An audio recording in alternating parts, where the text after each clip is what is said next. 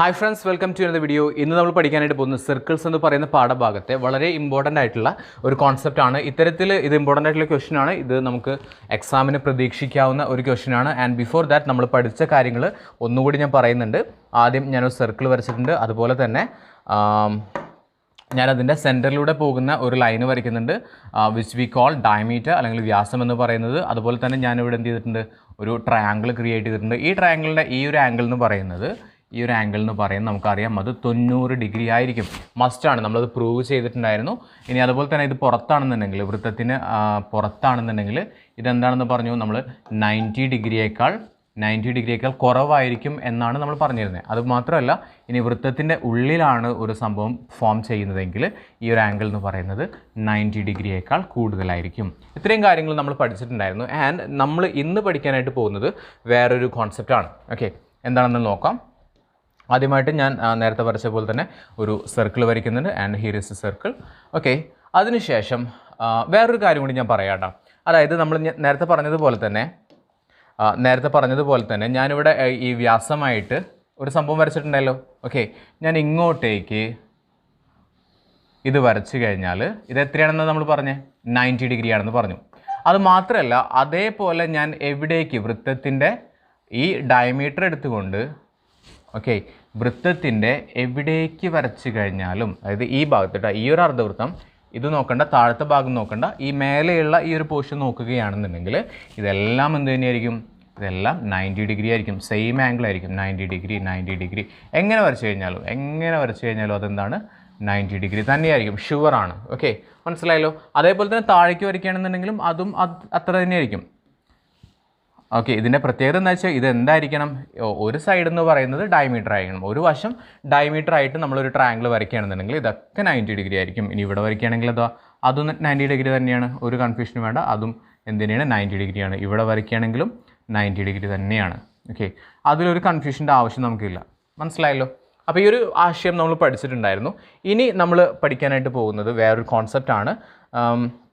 നമ്മളത് പ്രൂവ് ചെയ്യാൻ കാര്യങ്ങളൊക്കെ ചെയ്യുന്നുണ്ട്. ഒന്നും മനസ്സിലാക്കി വയ്ക്കാം. ആദ്യം ഞാനൊരു സർക്കിൾ വരയ്ക്കുന്നുണ്ട്. ഒരു സിമ്പിളായിട്ടുള്ള സർക്കിൾ വരച്ചിട്ടുണ്ട്. അതേപോലെ തന്നെ ഞാനിവിടെ ഒരു ലൈന് വരയ്ക്കുന്നുണ്ട്. And I drew a line here. So ഇതെന്ത് ആണെന്ന് ചോദിച്ചു കഴിഞ്ഞാൽ നിങ്ങൾക്ക് എന്ത് പറയാം, ഇതൊരു കോഡാണെന്ന് പറയാം. It is A code. ഇതൊരു കോഡാണെന്ന് പറയാം. ഓക്കെ, അല്ലെങ്കിൽ മലയാളത്തിൽ പറയുന്ന സമയത്ത് ഒരു ഞാൻ ആണെന്ന് പറയാം.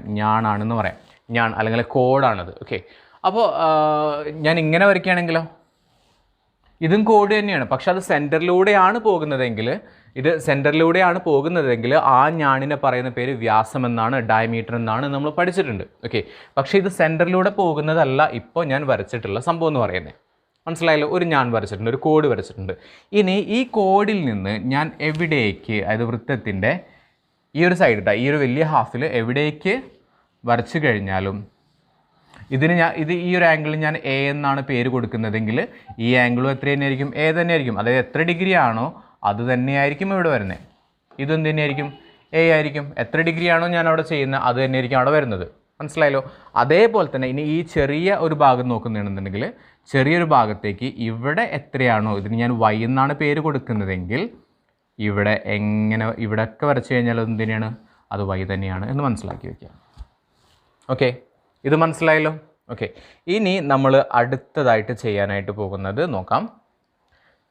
നമ്മൾ നേരത്തെ വരച്ചതുപോലെ തന്നെ ഞാനൊരു സർക്കിൾ വരച്ചു. ഓക്കെ, ഒരു സർക്കിൾ വരച്ചിട്ടുണ്ട്.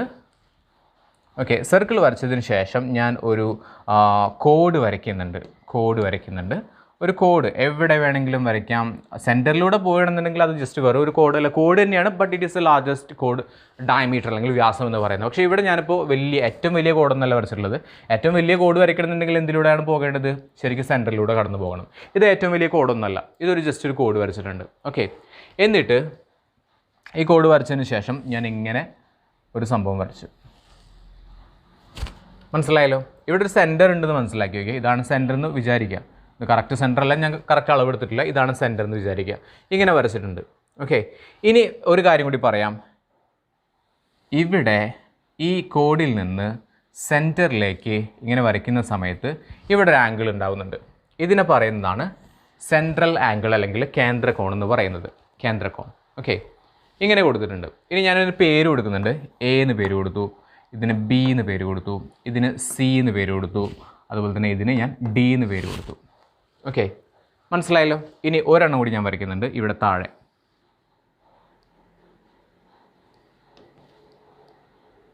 താഴെ ഒരു ആംഗിൾ കൂടി വരച്ചു.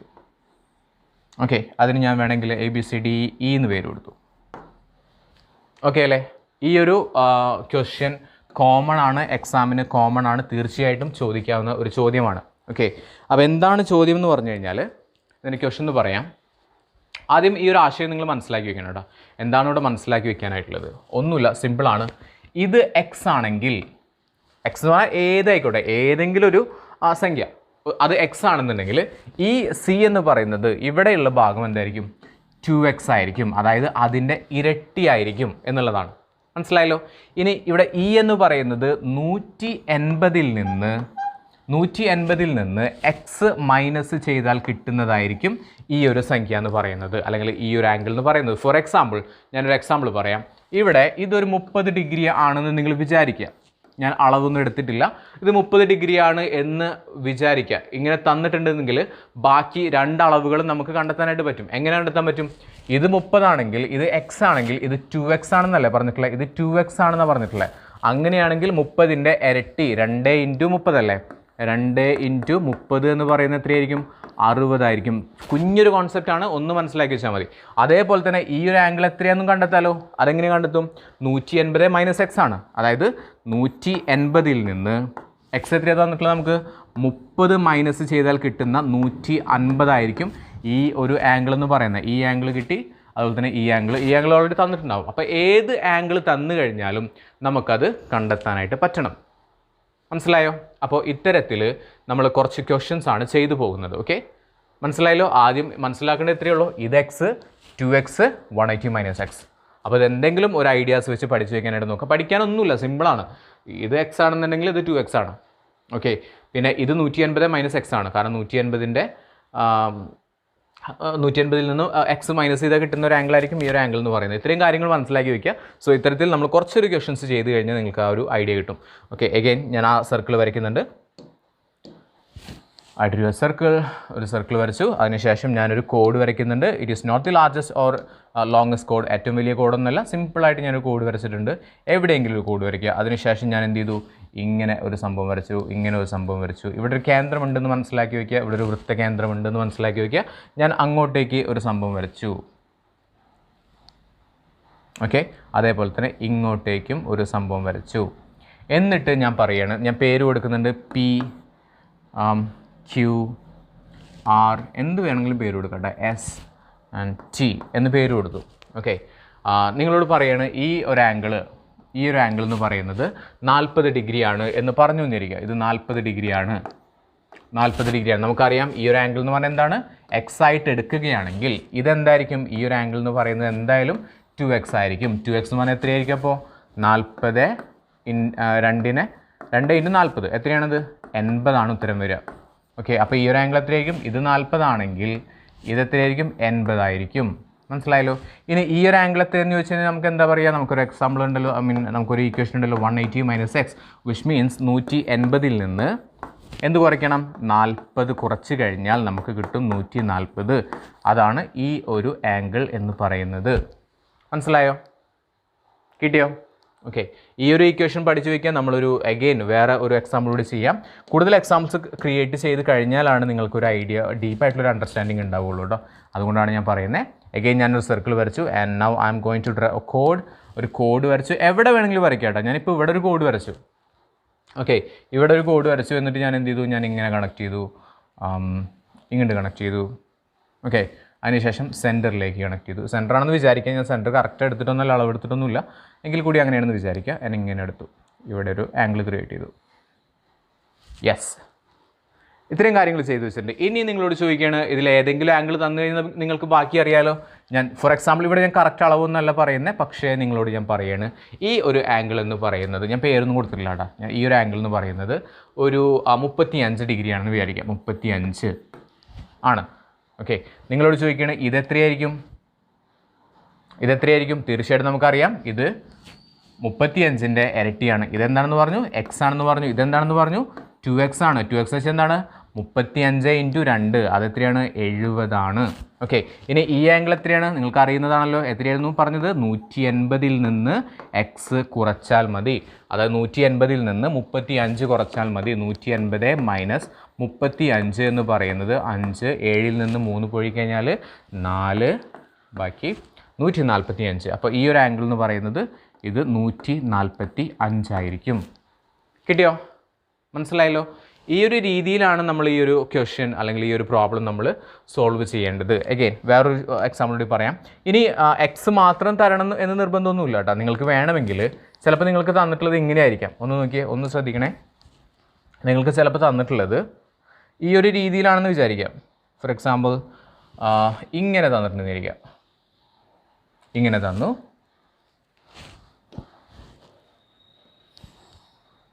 ഇങ്ങനെ തന്നിട്ടുണ്ടെന്ന് വിചാരിക്കാം. ഓക്കെ, ഇവിടെ ഒരു ആംഗിൾ ഉണ്ടാവുന്നുണ്ട്. ഇവിടെ ഇത് സെൻറ്ററാണെന്ന് വിചാരിക്കുക കേട്ടോ. സെൻട്രൽ ആംഗിൾ ആണെന്ന് വിചാരിക്കുക. ഇങ്ങനെ തന്നിട്ടുണ്ട്, അതുപോലെ തന്നെ ഇങ്ങനെ തന്നിട്ടുണ്ട്. ഓക്കെ, ശ്രദ്ധിക്കുക.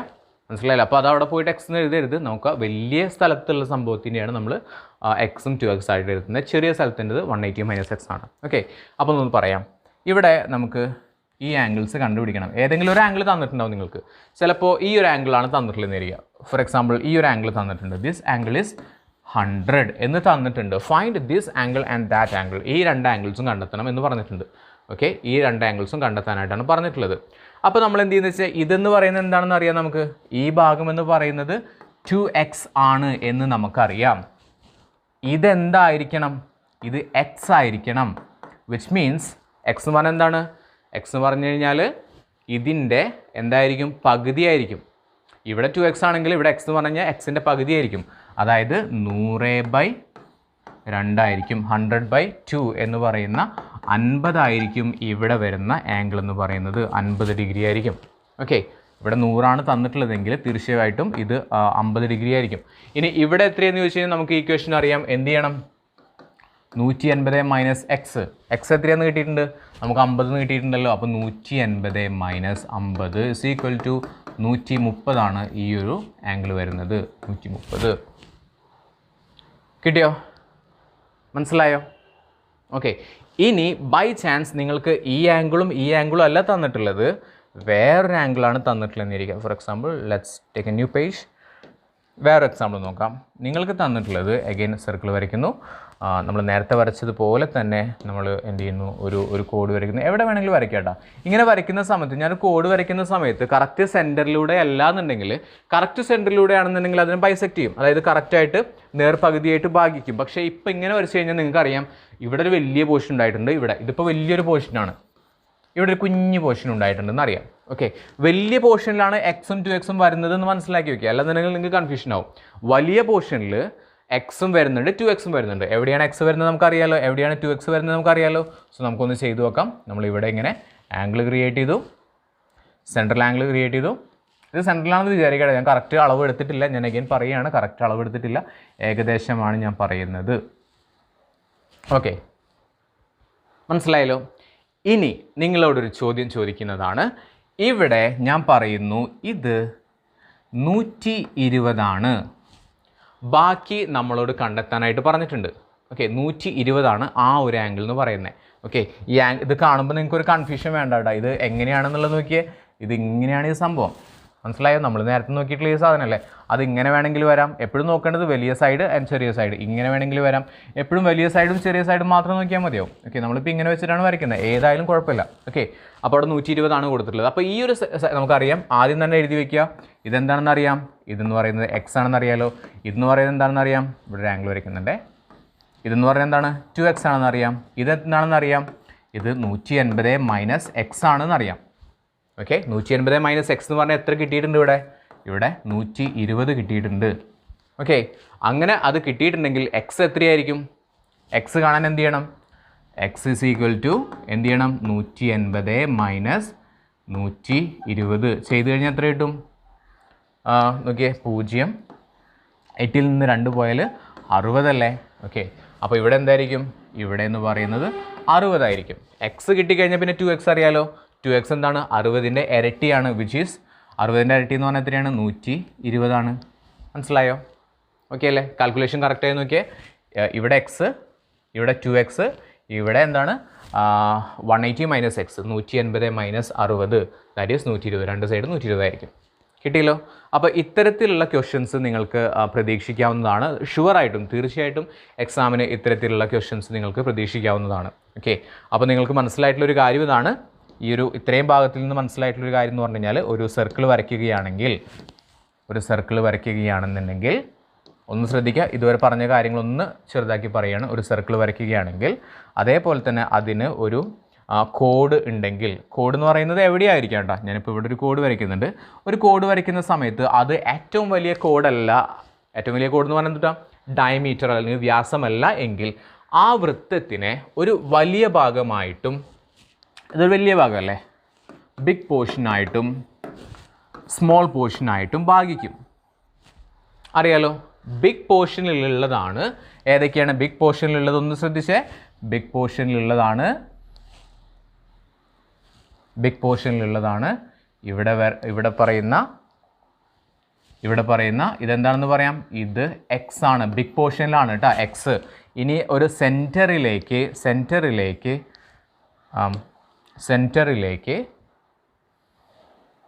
ഒരു ആംഗിൾ ക്രിയേറ്റ് ചെയ്യുന്നുണ്ടെങ്കിൽ തീർച്ചയായിട്ടും അതെന്തായിരിക്കും, അതിൻ്റെ ഈ ആംഗിളിൻ്റെ എന്തായിരിക്കും, ഇരട്ടിയായിരിക്കും. ഇതെന്ന് പറയുന്നത് എന്തായിരിക്കും, 2x ആയിരിക്കും. ഇനി സ്മോൾ സൈഡിലുള്ള ചെറിയ ഈ ഒരു സെക്ടറിലുള്ള ഒരു ഭാഗം എന്ന് പറയുന്നത് എന്തായിരിക്കും എന്ന് അറിയാം നമുക്ക്. 180ൽ നിന്ന് എക്സ് കുറച്ചാൽ എത്രയാണോ കിട്ടുന്നത് അതായിരിക്കും ഇവിടെ കിട്ടുന്നത്. മനസ്സിലായല്ലോ? ഇനി എഗെയിൻ ഒരു കാര്യം കൂടി ഞാൻ പറയാം, ഇതൊരു കൺഫ്യൂഷൻ ഒഴിവാക്കാനായിട്ടാണ് ഒന്നുകൂടി പറയാം.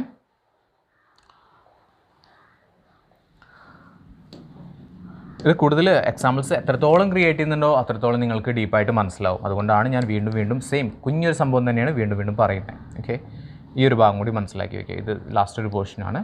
ഓക്കെ, എഗെയിൻ ഞാനൊരു സംഭവം വരച്ചു. ഇവിടെ ആംഗിൾ ക്രിയേറ്റ് ചെയ്തു, ഇവിടെ ആംഗിൾ ക്രിയേറ്റ് ചെയ്തു, സെൻട്രൽ ആംഗിൾ എപ്പോഴും ഇതിൽ നിന്നായിരിക്കണം കേട്ടോ, കറക്റ്റ് ഈ ഒരു ഇതിൽ നിന്നായിരിക്കണം സ്റ്റാർട്ട് ചെയ്യേണ്ടത്. സെൻട്രൽ ആംഗിൾ ക്രിയേറ്റ് ചെയ്തു, ഇവിടെ ആംഗിൾ ക്രിയേറ്റ് ചെയ്തു. ഓക്കെ, ഇത്രയും കാര്യങ്ങൾ ചെയ്തു. ഓക്കെ അല്ലേ? ഞാനിതിന് പേര് കൊടുക്കണം. ഫസ്റ്റത്തേന് എ എന്ന് പേര് കൊടുത്തു, ഇതിന് ബി എന്ന് പേര് കൊടുത്തു, ഇതിന് സി എന്ന് പേര് കൊടുത്തു. ഓക്കെ, ഇങ്ങനെ പേര് കൊടുത്തു. ഓക്കെ, ഈ ആംഗിളിൻ്റെ പേരെന്താണ്, സി അല്ലേ? ഓക്കെ, ഇത് സി ആണല്ലോ. ഇവിടെ എന്തായിരിക്കും എന്ന് ചോദിച്ചു കഴിഞ്ഞാൽ ഇത് സി ആണ്. ഈ ആംഗിൾ എന്താണ്, സി ആണെന്ന് പറഞ്ഞു. ഓക്കെ, ഇവിടെ എന്തായിരിക്കും, ഇവിടെ എന്ന് പറയുന്നത് തീർച്ചയായിട്ടും സിൻ്റെ എന്തായിരിക്കും, പകുതിയായിരിക്കും. ഇത് സി ആണെങ്കിൽ ഇതെന്ന് പറയുന്നത് സിയുടെ പകുതിയായിരിക്കും. മനസ്സിലായല്ലോ? ഇനി അങ്ങനെയാണെങ്കിൽ ഇവിടെ എന്തായിരിക്കും, ഇത് 180 മൈനസ് എക്സ് എന്നല്ല പറഞ്ഞിരുന്നത്. അപ്പോൾ അവിടെ 180 മൈനസ് എന്താണ്, യെസ്, C/2 ആയിരിക്കും. നേരത്തെ പറഞ്ഞ സെയിം കാര്യം തന്നെ നേരത്തെ പറഞ്ഞത് എന്താണെന്ന് വെച്ച് കഴിഞ്ഞാൽ, ഇവിടെ എക്സ് ആണെങ്കിൽ അതിൻ്റെ ഇരട്ടിയായിരിക്കും ഇവിടെ. ഓക്കെ, ഇവിടെ 180 മൈനസ് എക്സ് ഇങ്ങനെയാണ് പറഞ്ഞത്. ഓക്കെ, ഇനി തിരിച്ച് പറയുകയാണെങ്കിൽ ഇവിടെ തന്നതിൻ്റെ പകുതിയാണിത്.